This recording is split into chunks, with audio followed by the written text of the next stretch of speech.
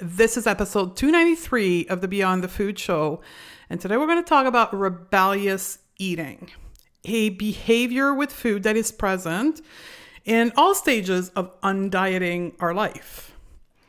And there's one important fact about rebellious eating that you must understand so that you can step away, overcome, get past rebellious eating behavior. I guarantee that any one of you, no matter where you are in your journey, you'll learn something about yourself on this podcast. Stay tuned. Welcome to the Going Beyond the Food Show. I'm Stephanie Dozier, clinical nutritionist and creator of the Going Beyond the Food method. And after a 25-year dieting career that started at the age of 12, I decided to say hell no to diet culture and undiet my life. It is now my mission to help women undiet their life. If you're new to our podcast, be sure to grab our free podcast roadmap at stephaniedozier.com/roadmap. Ready, sisters? Let's do this. Hello, sisters, and welcome back to our show.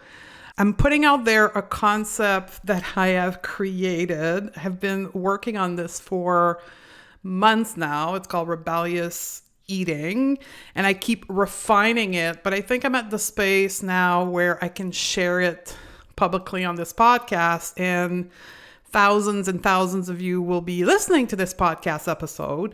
And I just want to say that it's a concept that touches our experience with food and eating and body and health based on what I'm going to teach you today at any stage of our journey with making peace with food and body. And I said that in the intro, and I want to reemphasize it. And I'm going to use a different example of clients' experience with rebellious eating through this podcast. So it's a big one. I have no idea how long this is going to be, so stick with me until the end.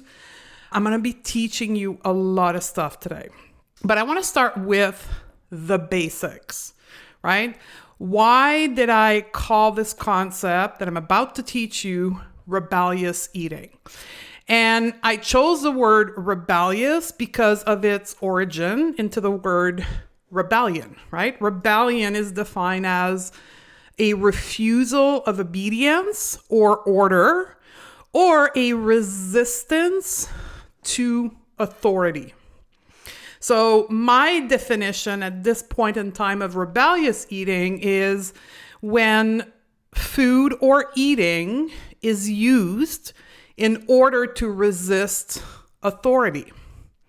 Rebellious eating is in fact an action that we use to affirm our own power over our experience with food, with our body, and our overall life, our existence as a human being. Here's the thing about rebellious eating. Rebellious eating is not about the food. More on that in just a few minutes. Rebellious eating is also named as overeating, binging, compulsive eating, nighttime eating, out of control eating, and even in the process of intuitive eating, what we define as the pendulum swinging. So for those who are familiar with intuitive eating, you'll know exactly what I'm talking about. So pendulum swinging is a rebellious eating behavior.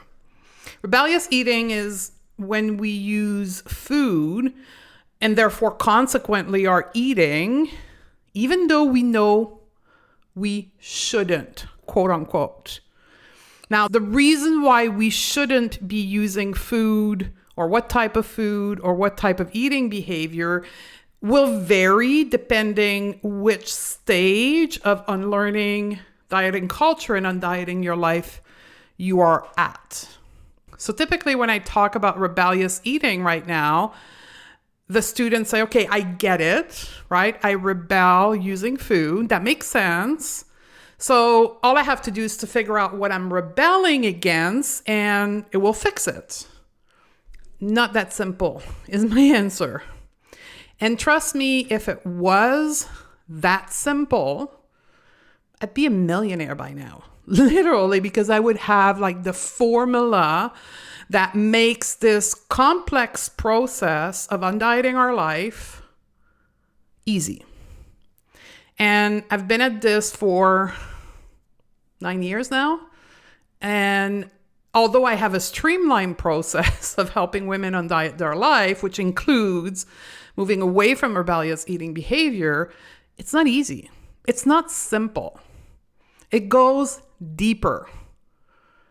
And this gut reaction of not wanting to go deeper is in part the reason why we stay stuck in rebellious eating behavior. We have to understand that as a society, we are sold this concept that, quote, fixing our problem, someone out there has this easy solution to it, right? The quick fix. And for us, as people who've been stuck in diet culture, that's what dieting is offering us, right? A, quote, quick fix solution to not feeling uncomfortable in your body by losing weight. So our brain is seeking this quick fix solution everywhere. So when I hear that from my student, I'm like, yeah, totally normal that their answer back to me is like, okay, if I only do this, I'm going to fix this. Like seeking that easy solution, totally normal. But it's not that easy because it goes much deeper than this. Human brain do not like complexity.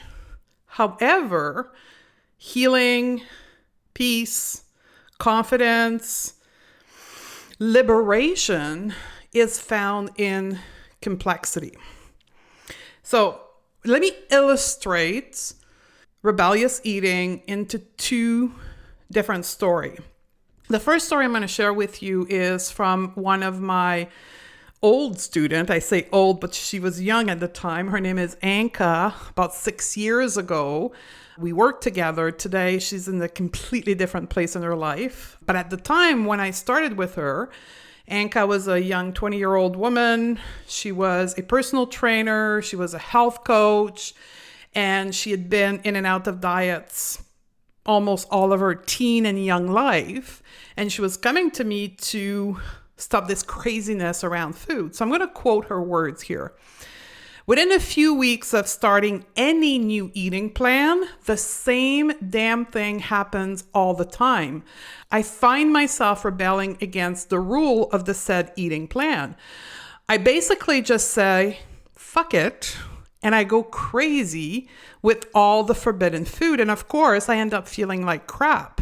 Not only do I feel stuff all the time, I also feel angry and ashamed. So naturally, I go into quick fix-up mode, which means that I'm hopping on Google search, trying to find a new eating plan, the new diet, while promising myself that this time I'll really stick with it.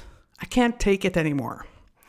That was the starting point of our relationship of when we started to work together. And Anka came to us believing, just like millions of women, that something was wrong with her because she was not able to control food.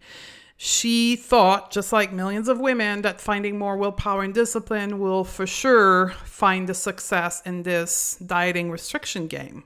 Although at the time I didn't know this was rebellious eating, that's what she was experiencing.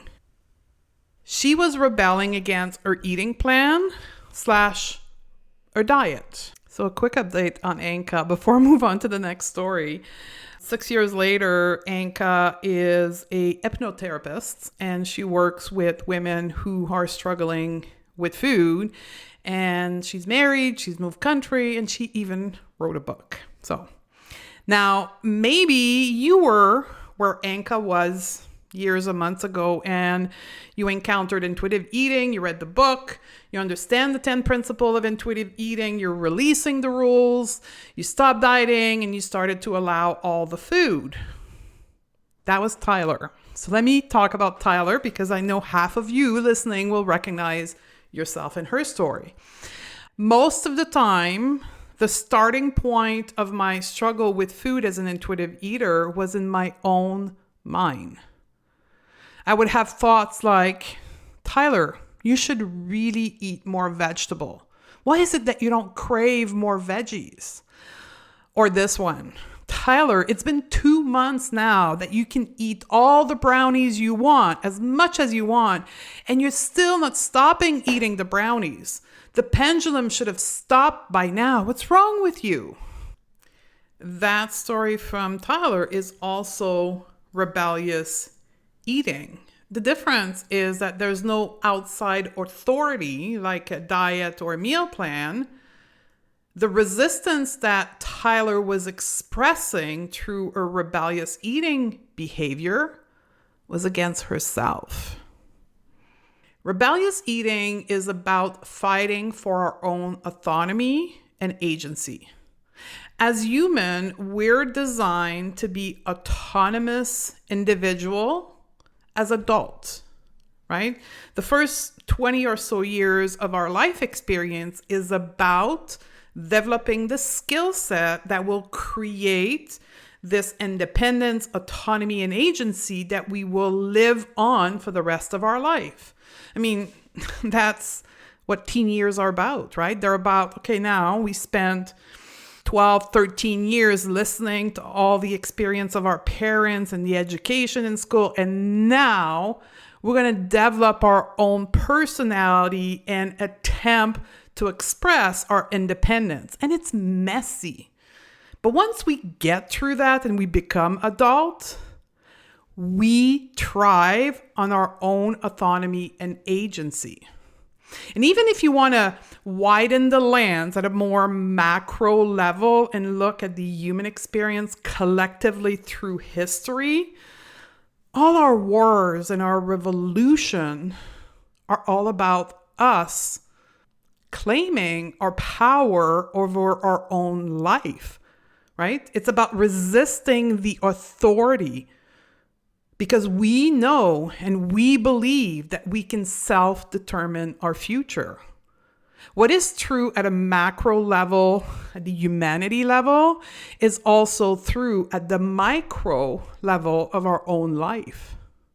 We want to self-determine our own life, and yes, we want to self-determine our own journey experience with food.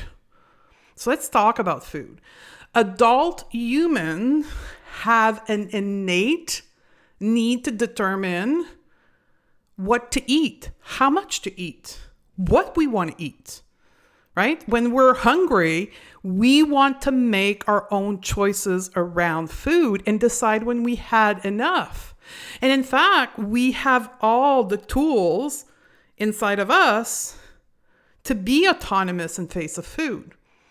Right? We have our hunger, fullness, and satisfaction cue that are in our DNA, in our gene, like it's an automated thing that we have when we're a little baby.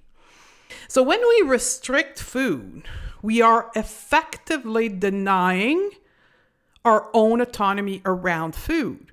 We're saying, nope, you're not good enough, smart enough, capable enough to self-nourish. We are denying our own agency, our own autonomy. And a part of us will fight and continue to fight for that autonomy with food. That's why diets don't work.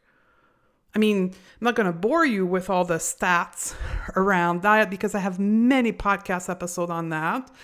But the failure rate on diets is 91 to 95% over a 5-year period. We've known this for decades. The Minnesota Starvation experiment demonstrated that in 1944 and 45. And yes, I need to do a podcast dedicated only to the Minnesota Starvation experiment. It's coming, it's on my list. But in the meantime, you can go and Google Minnesota Starvation experiment. And you can read all about it. We've known since 1944 that food restriction not only doesn't work, but has severe consequence. Yet, we've been pushing dieting since the 60s. So, restriction creates rebellion and resistance because it denies our own agency and autonomy around food and our overall life. So, when we eat rebelliously, we're actually attempting to restore our autonomy and protecting our own boundary. When we eat rebelliously, we are reclaiming our power over food, over our own body, over our health, over our life. This is a good thing. We're not meant as adult human to eat accordingly to someone else's rule. What to allow and what to not allow, and how much to eat and how much to not eat. Remember at the start of the podcast, I stated that we seek simple answer to complex situation. This is about to get complex. Ready? As grown-ass adult women, aka my version of adult women, when we impose ourselves restriction about food, about our body, or about health, we are the restrictor and the restrictee, aka the person being restricted. We have dual role. You are effectively rebelling against yourself. When you express rebellious eating behavior, you are rebelling against yourself. Let's sit on this for a bit. Let me say it another way. Food restriction are self-imposed. There's no such thing as a, quote, diet police coming, knocking on our door if we don't follow a diet. We, as grown-ass adult women, decide to go on a diet, to adhere to an eating plan, to eliminate gluten. These are all self-directed decisions. Now, if your brain right now is thinking the thought, quote, but it's not me, it's my doctor. If that's you right now who's thinking this thought, I get it, right? Your brain is trying to protect you from taking full responsibility for your life. And that's okay, because it can be scary when we step into radical self-acceptance and self-responsibility. So just know that this is a thought that your brain is producing in order to protect you. Here's the truth. Your doctor may have said that what you should do in an appointment, but your doctor is not holding a threat on you that if you don't comply and obey, something will happen to you, right? You're not going to go to the diet jail for not complying for the diet plan that your doctor suggested to you.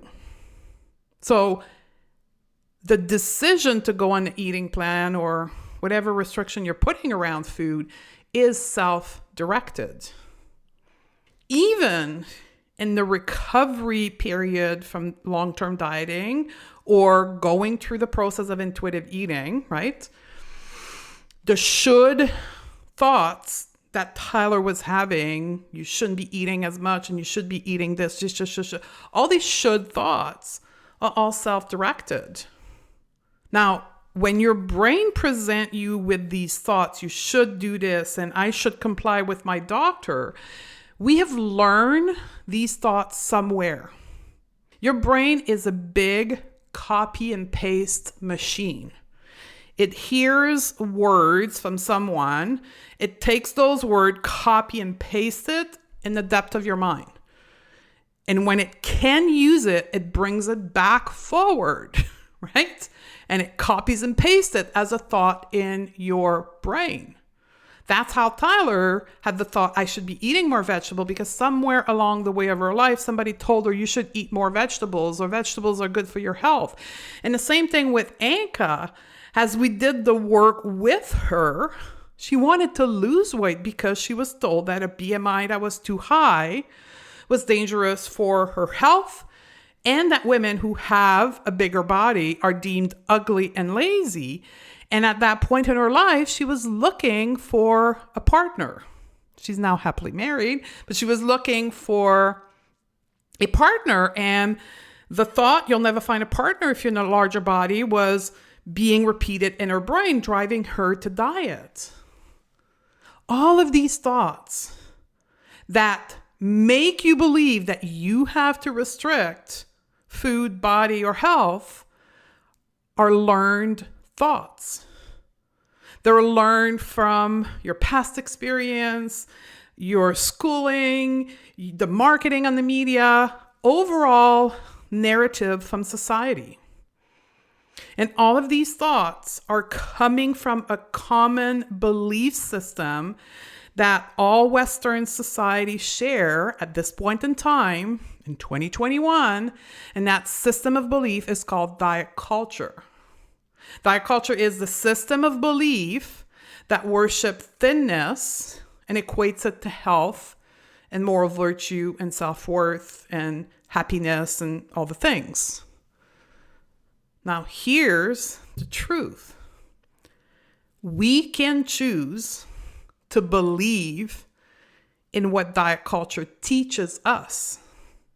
That's a choice that belongs to us as grown-ass adult women. The truth is, we were indoctrinated, socialized, thought through our education, past experience, and family system to believe in all the belief around diet culture.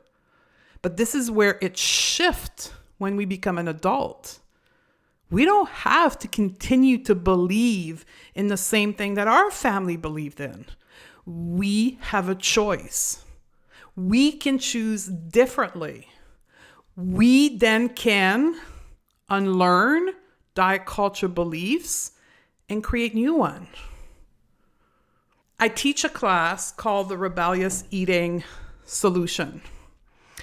There's a link to register in the show note. Depending on when you're listening to this podcast, I may be teaching the class live or it can be a recording.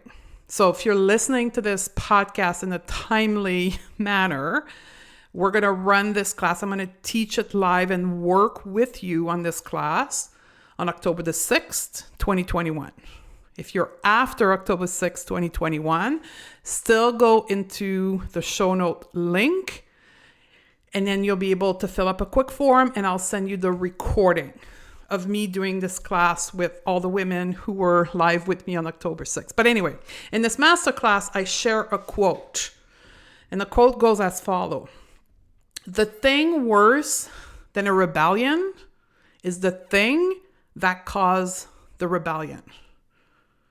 That quote is from Frederick Douglass. Frederick Douglass was an escaped slave who became a prominent activist, author, and public speaker. But most important, he became a leader in the abolitionist movement in the United States who sought to end the practice of slavery. Slavery originated from a system of belief that's called racism. Today in 2021, we no longer as a society believe in racism, is that one race is superior to another. But back in the days of Frederick Douglass, in the mid-1800s, the Society of the United States and many others believe in the system of belief of racism.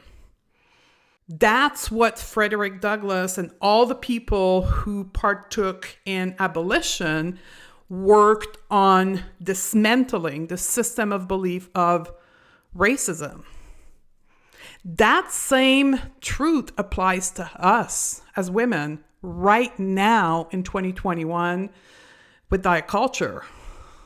The thing worse than rebellious eating is diet culture.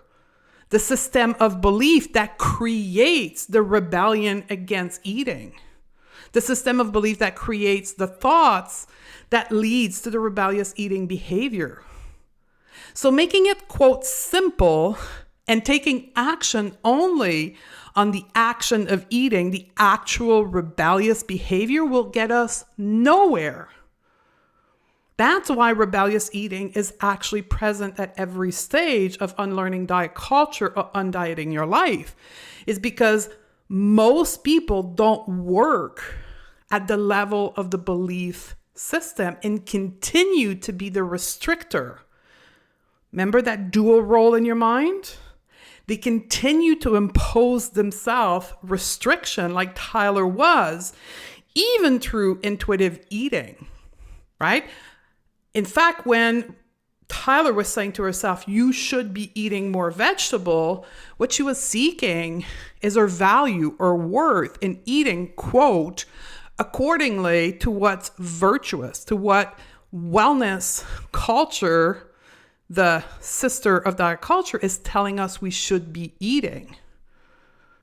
Remember that as human adult, we want to be autonomous and have agency over our own body. But as long as we maintain a belief system that associate our value to food choices, to body sizes or health, we will forever be stuck in an unending battle with food, body, and health.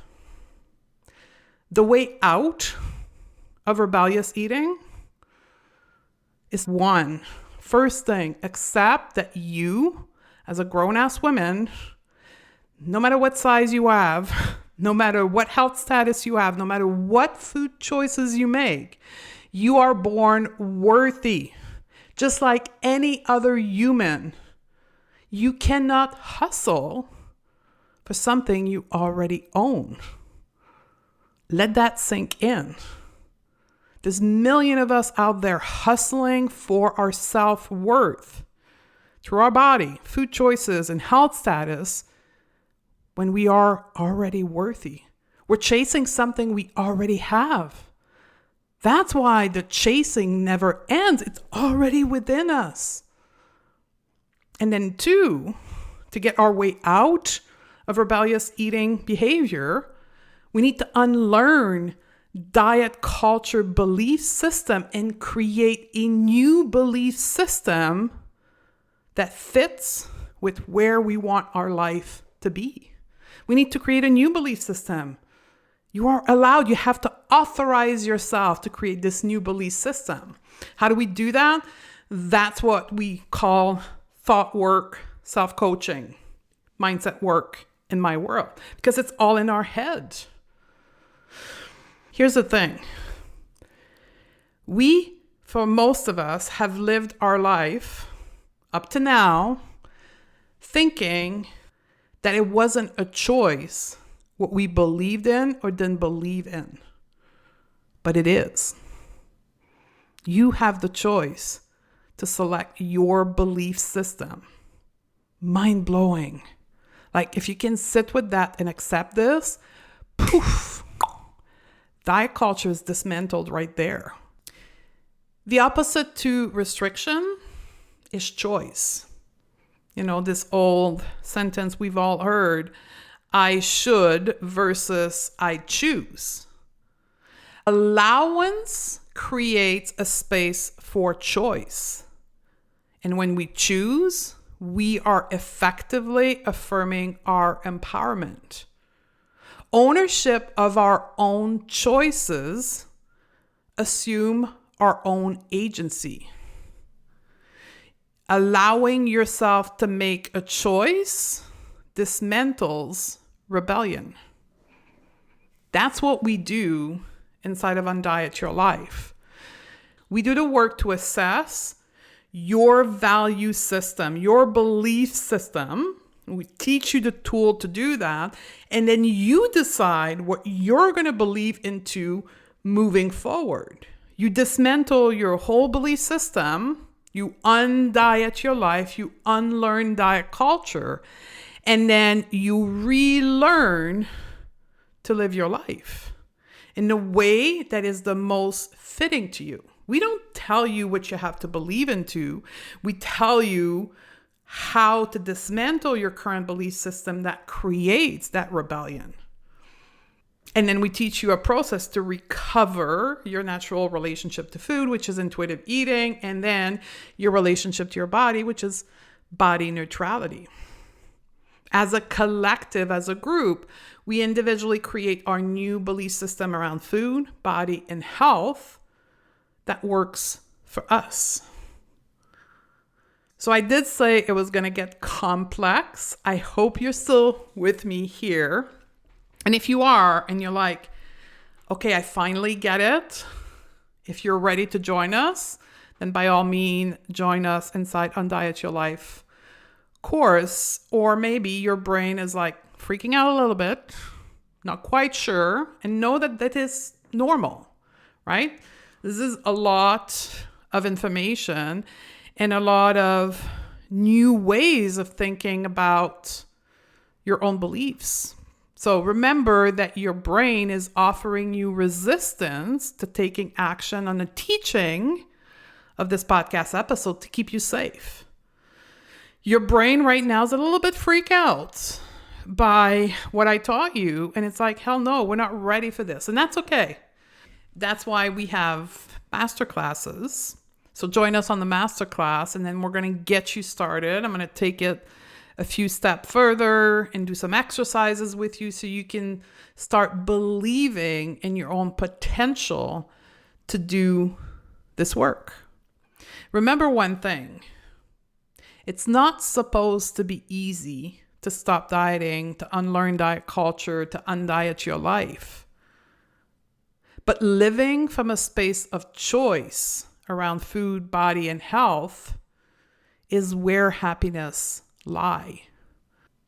So the hard work is actually what creates the reward at the end. The happiness, the joy, the content, the peace, the confidence we're all seeking will come from complexity and doing hard thing. But that's what we do, right? We're ready to help you. We have a team, and that's what we do to help women do this work. I hope this teaching around the concept of rebellious eating has landed right with you, and it's going to help many of you. I'd love to hear from you. Reach out to us either on social media or leave a review of the podcast. That would help us tremendously as well. And until we can talk to each other next, I love you, sister, and we'll see you on the next episode. Beyond ready to shed diet culture from your life and become the expert at your own body? Awesome. Then you need to join Undiet Your Life program. Go to stephaniedodier.com/join and join us now. Undiet Your Life is the first program of its kind with the unique combination of mindset, life coaching with intuitive eating and body image. Find your freedom, reclaim your power, and take control of your time so you can refocus on what really matters to you. Join Undiet Your Life at stephaniedodier.com/join, and I'll see you on the other side.